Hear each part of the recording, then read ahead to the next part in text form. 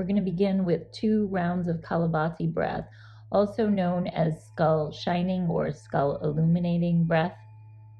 It's an active exhalation, forceful with the abdominals, and a passive inhalation. Okay, so let's inhale and exhale. And on your next inhale, retain the breath just for a moment and begin short, sharp exhalations through the nose. Exhale, exhale, exhale, exhale. Focus on nasal exhalation. When you need to, take a break and begin again. Okay, empty out, exhale everything out. Stay empty for a moment.